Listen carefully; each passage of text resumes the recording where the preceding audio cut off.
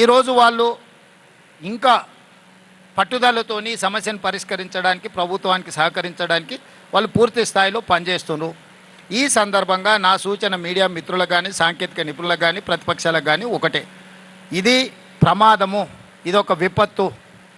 ఇప్పుడు మన అందరం కూడా ఒక తాటి మీద నిలబడి ఈ సమస్యను పరిష్కరించాలి. ఒకనాడు మీకు తెలుసు, ఇదే శ్రీశైలం లెఫ్ట్ బ్యాంక్లో పవర్ జనరేషన్లో ప్రమాదం జరిగి మనుషులు చచ్చిపోతే ఒక్కరిని కూడా అక్కడికి పోనీయాలి. ఆనాడు పిసిసి అధ్యక్షుడు నేను వస్తేనే అరెస్ట్ చేసి ఉప్పునతల్ పోలీస్ స్టేషన్లో పెట్టారు. అదేవిధంగా దేవాదుల ప్రాజెక్టులో మరణించినా, లేకపోతే కాళేశ్వరంలో మరణించినా, లేకపోతే ఎక్కడ మరణించినా కూడా ఆనాడు ప్రభుత్వం ప్రతిపక్షాలను అనుమతి ఇవ్వలేదు, ప్రభుత్వంలో ఉన్న పెద్దలు అక్కడికి పోలేదు. కానీ ఈరోజు మేము జరిగిన ఒక గంట లోపలే తెలిసినంబడే ప్రత్యేక హెలికాప్టర్ ఇచ్చి ఉత్తమ్ కుమార్ రెడ్డి గారిని, జూపల్లి కృష్ణారావు గారిని ఇక్కడికి స్పాట్కు నేను పంపించిన. ప్రతి నిమిషం ఇక్కడి నుంచి మానిటరింగ్ చేసిన. వీరు ఇక్కడి నుంచి ఉండి కేంద్ర ప్రభుత్వంతో, మిలిటరీతోని, ఇతర నేవీతోని, ఇతర అన్ని రకాల సంస్థలతోని, వారికి ఉన్న ఆర్మీలో పనిచేసిన అనుభవము, ఎయిర్ ఫోర్స్లో పనిచేసిన అనుభవంతో, వారి బ్యాచ్మేట్స్ కానీ ఆ సంస్థలో ఉండే కొత్త అధికారులతో ఉత్తమ్ కుమార్ రెడ్డి గారికి ఉన్న అన్ని పరిచయాలను వాడి అన్ని సంస్థలను వాయువేగంగా ఇక్కడికి రప్పించి ఈ పనులను ఎట్లయినా ఈ సమస్యను పరిష్కరించాలి. నేను కూడా ప్రధానమంత్రి గారితో మాట్లాడి ప్రధానమంత్రి నుంచి కూడా మనం సహకారం తీసుకొని, కేంద్ర ప్రభుత్వం నుంచి సహకారం తీసుకొని దీన్ని పరిష్కరించాలనే ప్రయత్నం చేస్తున్నాము. ఇది ఒక రాజకీయ సమావేశంలో రాజకీయ పార్టీలు ఏదో పని చేయబోతే అక్కడ జరిగిన ప్రమాదం కాదు. ఇదొక గొప్ప ప్రాజెక్టు. ప్రపంచంలోనే అతి పొడవైన టన్నెల్ ఇది. ప్రపంచంలో 44 కిలోమీటర్ల టన్నెల్ ఎక్కడా లేదు. ఇది ప్రపంచంలో మానవులు సృష్టించిన ఒక అద్భుతం. ఆ పనులు చేస్తున్నప్పుడు గత నిర్లక్ష్యాన్ని వదిలి ఈరోజు ఆ పనులను పూర్తి చేయాలనుకున్నప్పుడు జరిగిన దురదృష్టకరమైన సంఘటన. ఈరోజు మేము మనోధైర్యం కోల్పోలేదు.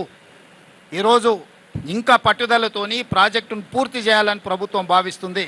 అదే సమయంలో ప్రమాదంలో చిక్కుకుపోయిన వాళ్ళు, ప్రమాదంలో కుటుంబ సభ్యులు, అందులో ఉన్న కుటుంబాలు ఏవైతే ఆందోళన చెందుతున్నాయో, ఈరోజు ఆ 8 మందికి సంబంధించిన కుటుంబాలను ఆదుకోవడానికి తెలంగాణ రాష్ట్ర ప్రభుత్వం సిద్ధంగా ఉన్నది. ఆ కుటుంబాలను ఆదుకోవడం మన బాధ్యత. ప్రభుత్వం మానవత్వాన్ని చూపిస్తున్నది ఇక్కడ. ఈ రకంగా ముందుకెళ్లే సమయంలో మాకు సహకరించాల్సిన వాళ్ళు ప్రాజెక్టు పరిశీలిస్తామంటే మేము పంపించినాం, ప్రాజెక్టును చూడమన్నాం, సూచనలు చేయమన్నాం. ఎవరు ప్రజాప్రతినిధులను ఎవరిని కూడా మేము ఎవరిని నియంత్రించలేదే, నిర్బంధించలేదే. గతంలో వాళ్ళు చేసినట్టు మేము ఏది చేయలేదే. ఇంత పారదర్శకంగా ప్రభుత్వం ఈ సమస్యని పరిష్కరించేటప్పుడు ఇంకా మమ్మల్ని తప్పు పట్టాలని మాట్లాడుతున్నారు. ఇది ఏమాత్రం సమంజసం కాదు. ఇప్పుడే మా చర్చలలో మనుషులు మిషన్లతో పాటు ఈ సమస్యను పరిష్కరించడానికి అవసరమైతే రోబోలను కూడా వాడండి అని చెప్పి ఇప్పుడు అధికారులకు మేము సూచన చేయడం జరిగింది. ఎందుకంటే హ్యూమన్ లాస్ ఉండొద్దు. ఇంకా ఫర్దర్ ఈ ప్రమాదాన్ని పరిష్కరించే దాంట్లో ఎక్కువ లోపలికి మనుషులు వెళ్ళి పనిచేస్తున్నప్పుడు ఇంకేదైనా అనుకోని దుర్ఘటన జరిగితే ఎవరికి కూడా చిన్న దెబ్బ కూడా తగులొద్దు. ప్రాణాల సంగతి చాలా దూరం. చిన్న దెబ్బ కూడా ఈ అధికారులకు ఈ సమస్యను పరిష్కరించడం దాంట్లో పాల్గొంటున్న సిబ్బందికి ఎవరికి కూడా చిన్న సమస్య కూడా రాకూడదు. ఏ సమస్య తెచ్చుకోకుండా ఉన్న సమస్యను పరిష్కరించాలనేది ప్రభుత్వం యొక్క ఆలోచన. అందుకే ఈరోజు అవసరమైతే రోబోలను కూడా లోపలికి పంపించి వీటికి సంబంధించిన పనులను చేయడానికి కూడా పరిశీలించమని ఇప్పుడు అధికారులకు ఆదేశాలు ఇచ్చినాం. ఉత్తమ్ కుమార్ రెడ్డి గారు కూడా వారి అనుభవాన్ని ఉపయోగించి ఈ రోబోలను కూడా అవసరమైతే తీసుకొచ్చి ఆ రకంగా కూడా ఈ సమస్యను అడ్రస్ చేయాలనే ప్రయత్నం చేస్తున్నాం. ఏదేమైనా రాష్ట్ర ప్రభుత్వము ఈ సమస్యని పరిష్కరించాలనే పట్టుదలతోనున్నది.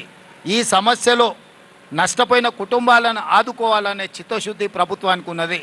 దయచేసి మీరు అందరూ కూడా ఈ సమస్యని పరిష్కరించడానికి ఆదుకోవాల్సిందిగా నేను విజ్ఞప్తి చేస్తున్నా.